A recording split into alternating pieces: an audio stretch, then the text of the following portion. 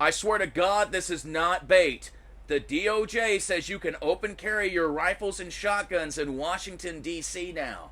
I don't know about you, but I'm not going to be the first to try that out.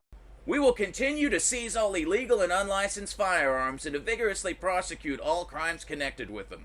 So the government's still going after guns. The government still doesn't understand that free men do not ask permission. All gun laws are unconstitutional.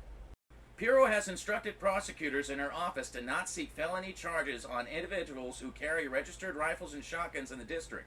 Now, guys, you're going to have to actually be living in D.C. for this to apply to you.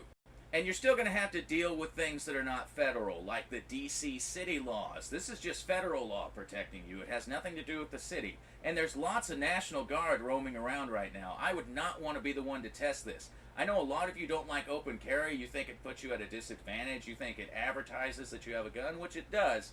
But I personally believe that constitutional carry means you get to carry how you choose.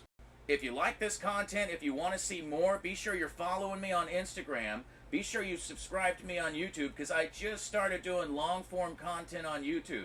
The link is in the bio of my Instagram. If you're watching this on YouTube, just click on my profile.